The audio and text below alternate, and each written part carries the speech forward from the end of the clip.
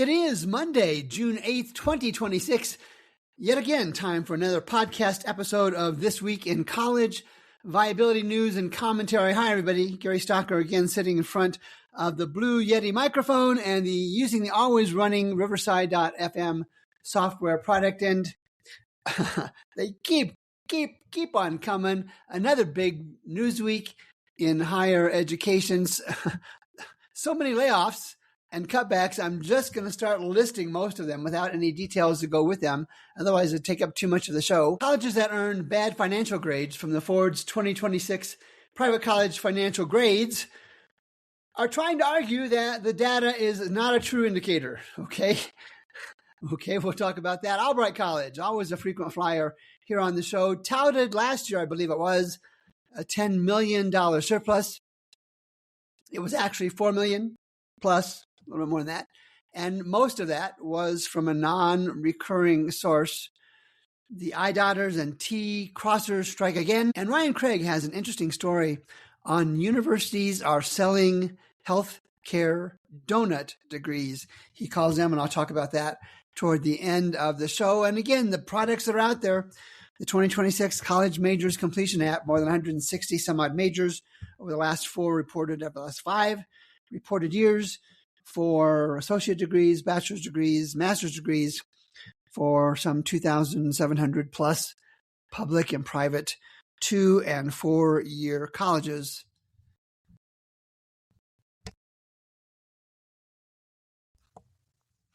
And the College Viability Inspection Report, available here in the last month or so. We've had that out. It's free. You can get the data. You can get the comparisons. You can look at the green and red colors for your college at no cost. We do have a little fee there at the end if you want some questions to ask your college in conjunction with the data for that college. And of course, the College Financial Compass that Matt Hendricks at Perspective Data Science developed is available and just released a promotion for that. Buy that compass, $219, and you get the trustee version of navigating the numbers. It's a training guide on how to interpret and analyze the data, the financial data for your college, and be able to ask more informed questions to college leaders. And along with that is the 2026 Majors Completion App, the academic leadership version with 5 years of data, $219, saving more than $700. Go to the website. I'll have the link in the show notes to get those products in that bundle as well. And layoffs and cutbacks. It's just been agony. Facing a big deficit, the new school begins layoff. Megan Zanies had the story on June 2nd at the Chronicle. And those details there, I'll have the link in the show notes. Kent State, Colorado State, and other universities turned to budget cuts. And here's the list. Here's what I promised. Ben Unglesby had the list on his story in Higher Education Dive on June 5th. Kent State University in Ohio to lay off up to 45 staffers. Southern Oregon University Southern Oregon University plan would cut or consolidate 13 academic units. That's a big deal. Bowie State University plans to cut nearly 80 jobs. Colorado State University turns to layoffs and other cuts to manage budget hole. And I've had this one before. Portland State University budget plan would cut 52 million jobs there. The university's American Association of University Professors has blasted officials' $35 million deficit projection and vowed to fight faculty layoffs, of course. And the full story will be available. And finally, deep breath, University of Oregon freezes hiring as it aims to cut $65 million from its budget. I'll add one more that I just see in my notes here from Winston Rogers at Fox 5 News. Over 80 University of Maryland workers laid off amid budget concerns. And if anybody ever challenges me that this is not a declining industry, the list I just gave you is a clear indication that it is. Week in and week out, there are layoffs and cutbacks and closures on occasion. Those will increase. This is a declining industry. There's no way around it. Page 2. All right, somebody's going to push back, of course. Happens all the time. Westminster University, this is the one in Utah. There are a couple others across the country. Westminster University in Utah disputes Forbes assessment after receiving a failing, well, it wasn't failing, it was a D because Forbes doesn't give Fs, receives a failing financial grade. Natalie Wadas had the story on KUTV on June 3rd. The link, of course, will be in the show notes. And this is the second college. I think I posted something on LinkedIn about the first one. This is the second college I have seen challenging these Forbes grades. I expect there to be more. And I understand, when consumers, when the market reads that you've got bad finances, it can become a self-fulfilling prophecy. Folks will hesitate to go there, whether it's colleges or grocery stores or car dealerships or you name it. And I understand it's a self-fulfilling prophecy, and I would be distressed also if I was leading a college that got a bad grade. Yet numbers are numbers. Historical trends beget current results. And as you might imagine, the colleges that earn good grades have no issues with the Forbes reporting and the data behind it. And a reminder, this is the college's data. Nobody's searching up this data from independent sources. The colleges submit this data to a variety of organizations and sites. Organizations, companies like Perspective Data Science and College Viability and Forbes just create useful ways to make the numbers mean something to consumers. And I noticed, and I usually see this, sometimes they take a shot at the numbers, but I noticed that in particular, the Westminster University, the Utah version, their responses were really strong on generalities. We're doing okay. We're fine. Our enrollment looks good. And they were really weak on numbers.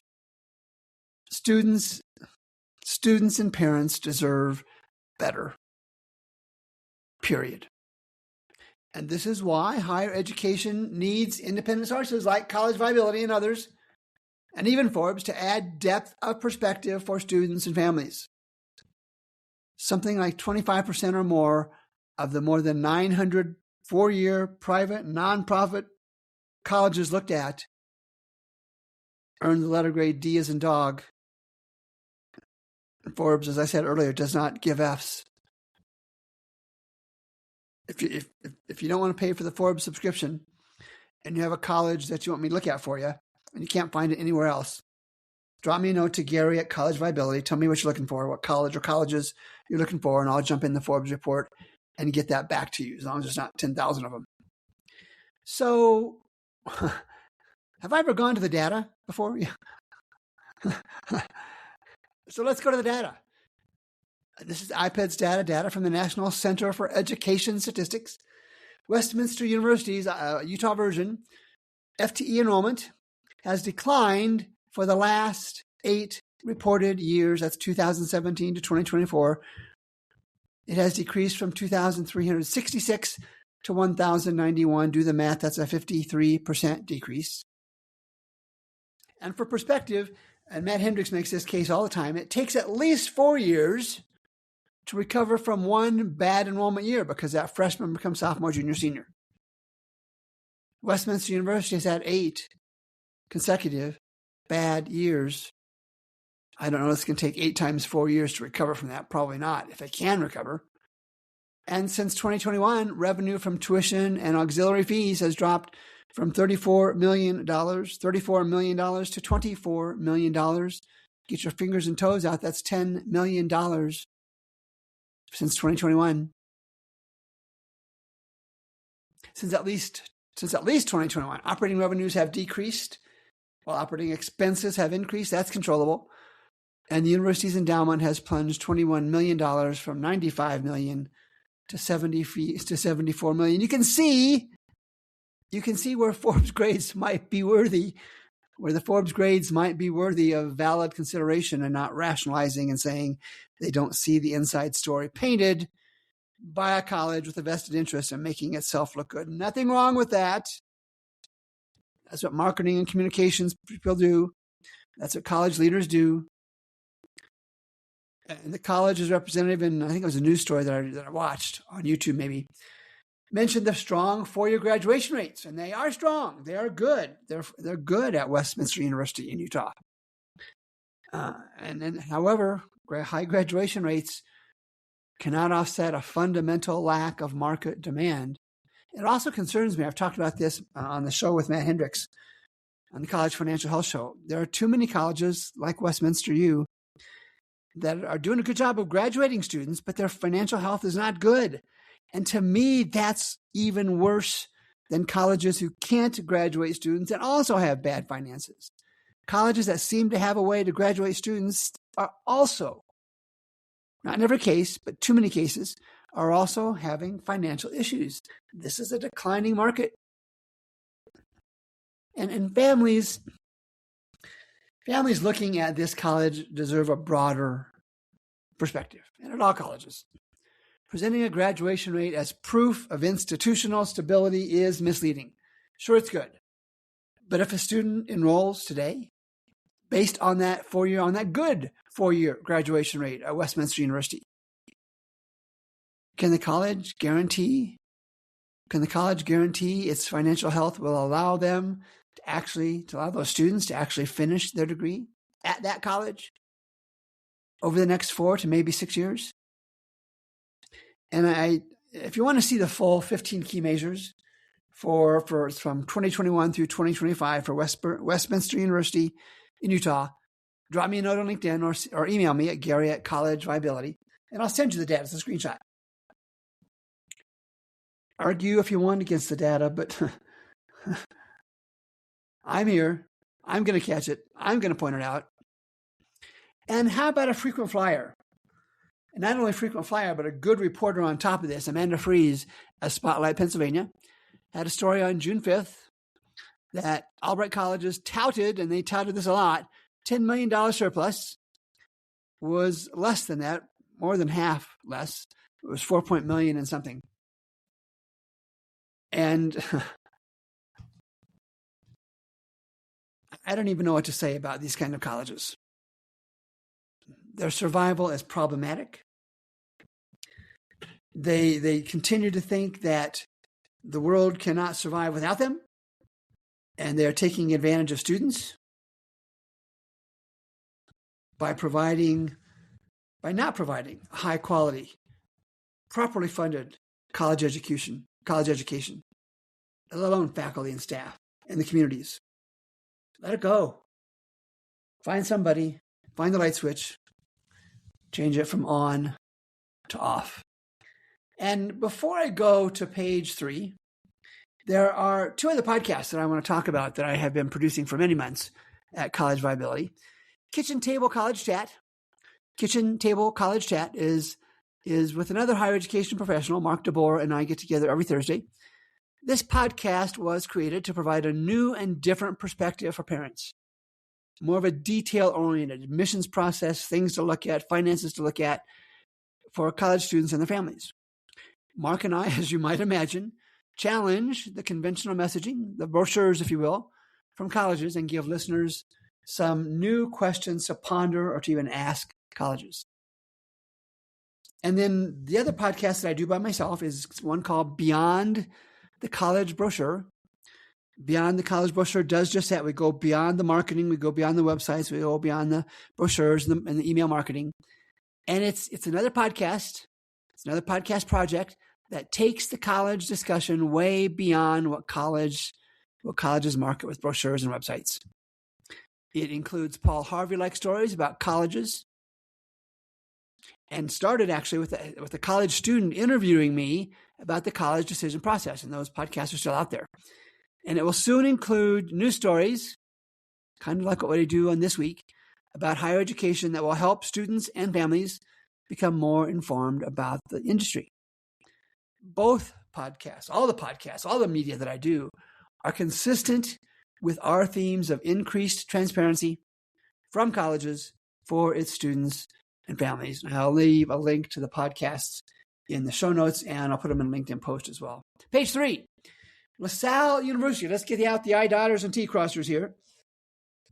LaSalle University, Pennsylvania. Their accreditation reaffirmed by the Middle States Commission on Higher Education. May 29th, the story was an internal LaSalle release. Students and families. We see yet again why accreditation agencies are not much more than I-dotters and T-crossers, as I tease all the time. When colleges note they are fully accredited, again, moms and dads, students, grandpas and grandmas, aunts and uncles, when colleges note they are fully accredited, it doesn't really mean that much in 2026. And here's why. LaSalle University, Pennsylvania, has been rating their endowment, which is essentially their savings account. That's a gross generalization, I know, to the tune of 7%, 13%, 18%, 20% over the last 5 years. A typical draw is between 4 and 5% to be able to keep that endowment steady. And their endowment at LaSalle has gone from $95 million to $58 million, down not quite $30 million, not quite $40 million. And so to the data we go. I don't know why the accreditors don't go to the data, the financial data. The president there is Daniel J. Allen. He's got two quotes that I want to talk about. In 2024, the university saw a 23% increase in enrollment over the previous year. All right, that's the first one. In 2025, the class made waves, becoming the largest group of first-time, full-time students since 2019. Okay, good for them. I can't believe that he doesn't have good data for this. Whatever the source, probably an internal source. Here's what they submitted to the National Center for Education Statistics. Full-time equivalent, which is a calculated way to give a nice standard measure of enrollment. From 2016, it was 4,211. In 2024, it was 2,447. Maybe from 2024, it increased 23%. I didn't see that, not in the data I looked at. The total enrollment, 2016, 5,197. 2024, 3,153. And even I think he addressed net student tuition revenue. Now I calculate student tuition and fees, which is room and board kind of stuff. And in 2016, it averaged $18,000, almost $19,000 per student. 2024, a little less than $16,500. If you adjust for inflation from 2016 to 2024, it goes from not quite $19,000 to just a little over $12,000. The 4-year graduation rates are good, although declining. It was 67% 4-year graduation rate in 2016. It's down to 58%. Still way ahead of most colleges, but their finances are not good. Their numbers don't match up with what I have. We compare the data. We use the data colleges themselves submit. The data from LaSalle is from the National Center. It is from audited financial statements. It's from IRS 990s. One of us has bad data. Or one of us is spinning it in ways that confound. Draw your own conclusions. Page 4. I think I've talked about this before. Colleges, the higher education industry is trying to find ways to say we're okay as an industry. And certainly there are hundreds and hundreds of public and private colleges doing just fine. But as an industry, when you look at the big picture, it's not doing fine for all the reasons I've talked about over all the podcasts that I do. And Forbes had a story. Mike Meetzer had the story on June 4th. And I'll share this reminder as we get started. Generalizations about an industry, in this case higher education, do not help students and families choose colleges. And so they're noting here a small increase in enrollment from fall to spring. And in my mind, right or wrong, this is part of a subtle or not so subtle effort by higher education insiders to change the narrative on higher education's obvious decline. From the story in Forbes, the gains were concentrated largely among undergraduates attending public institutions. Community colleges saw the largest increase, 3.1%. Public four-year universities gained 1.5%, while colleges in the private sector, both nonprofit and for-profit, saw small undergraduate enrollment downturns or decreases. And this is consistent with the points I've made all along. Inexpensive and brand name colleges are inching their enrollment up. They're inching their enrollment up. Not so much with private colleges. The information that students and families need is which of the private and public colleges have the financial health to be around in 4 years or 5 years or 6 years.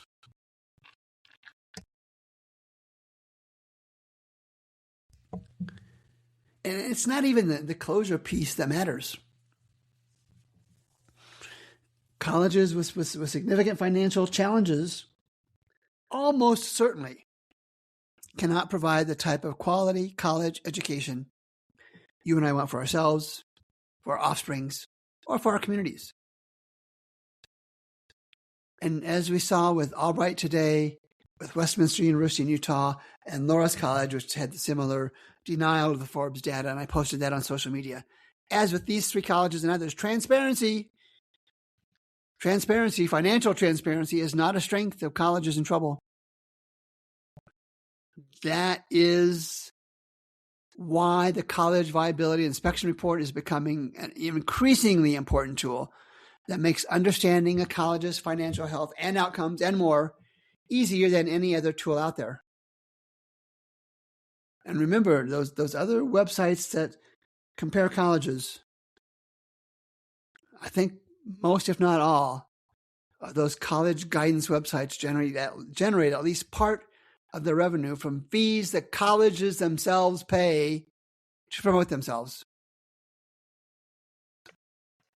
How unbiased, how critical can your analysis be if you're running a website and your revenue and a significant source of your revenue comes from the colleges that you are listing and comparing and providing data on? College Viability does not use that model. Nobody pays us except you for the tools that we create for you. And finally, universities are selling healthcare donut degrees. Ryan Craig had this at Forbes on June 9th. The link will be in the show notes. And so background first. My Bachelor of Science degree was in medical laboratory science. Long time ago. 90 college credits at Eastern Illinois University in Charleston, Illinois, and 30 credits for a 12-month internship in a hospital. In that internship, I had hands-on experience in learning how to cross-match blood, identify bacteria, the drugs that would kill them, identify normal and abnormal white blood cells and red blood cells, and much more. I still remember most of what I learned those 40 plus years ago today, and I don't use it that much. My college, Eastern Illinois University, helped coordinate my medical laboratory science internship placement. There were 3 or 4 or 5 colleges that accepted students from Eastern Illinois University in a formal agreement. Ryan Craig's article effectively shares how that has changed for way too many colleges. And this is across every nursing and allied health care discipline. And we talked about the laboratory, there's physical therapy, occupational therapy, respiratory therapy, and others. And from Ryan Craig's article,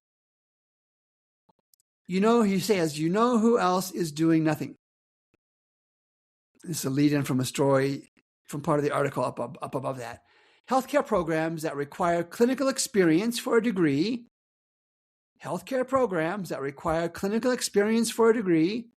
but leave students to find that clinical internship themselves. Perhaps universities selling degrees with a hole in the middle can take credit for doing something by doing nothing. He goes on to say, maybe making students more industrious, but like the happy, fiscally prudent couple he talks about earlier, they're just passing the buck. And he goes on, and for the same reason that we have a shortfall of millions of apprenticeships and internship opportunities, and that's Ryan Craig's thing. There aren't enough employers, in this case hospitals and clinics and practices, willing and able to do the heavy lifting of onboarding and training and supervising unlicensed learning practitioners. I added the word learning. Now, many colleges offer a degree in those disciplines, but cannot and do not guarantee clinical internship placements. So a student invests something like 3 years, and it varies, 3 years at a college, and runs a risk of not landing the clinical experience needed to graduate and get a job. So students and families, grandpas and grandmas, aunts and uncles, here is important guidance for those considering these healthcare professions. Dig down deeply at these colleges to find out what past successes and future assurances that college has had in placing students without delays in their time to degree. And the wrap ties in with this last story, as it usually does. The last story about donut degrees tells us much about higher education. Too many, but not all colleges are taking students' money without any systemic assurances that the college can provide all the needed components for these healthcare professional degrees. In my experience, it's relatively easy to take a combined set of courses you already have and give it a new degree name. My degree in MLS is a perfect example. Biology and chemistry and organic chemistry, microbiology are offered at most colleges. And many have combined those basic offerings with a few other science and probably some math courses. And voila, medical laboratory science degree is born. But to do it right, you have to have the right courses in addition to the clinical disciplines. And St. Louis University does it right. Here's some examples. They have courses, didactic courses, academic courses in immunohematology, medical immunology, medical bacteriology, hematology, the counting of red blood cells and white blood cells, laboratories in hematology, clinical chemistry practicum, clinical hematology, clinical phlebotomy. They teach you how to draw blood. Clinical immunohematology, cross-matching units of blood, identifying antibodies. This is an example of a college that does it right. Too many colleges don't have the resources to offer these courses, but still throw out these kind of majors. The medical laboratory science is my example. Why? You're not going to fall out of your chair on this. Revenue. But do you want yourself or your child to select a college that does not have a complete, linear, no interruptions path or degree? And this is where College Viability and our data and our comparisons and our trends and our podcasts and the College Financial Health Show with Matt Hendricks make a difference. We challenge the college brochure and everything behind it. Colleges spin information. Always have, always will. And there's nothing wrong with that. We all do it. But for such an important decision as a college to invest 4 or more years, and at least tens of thousands of dollars, getting your information solely about a college from its brochures and email marketing and tours and college subsidized websites like niche.com is risky. Use our stuff. Get another perspective. Get a different perspective. And I'm going to call that a wrap. Let's do it again next Monday. As always, so grateful for now 200 plus episodes of This Week in College Viability. So grateful for those who listen. Make sure you're not a podcast hog, and share the link with your higher education friends for sure, but with families looking at colleges. They need to know this information. I'm Gary Stocker at College Viability. We'll be back again next week.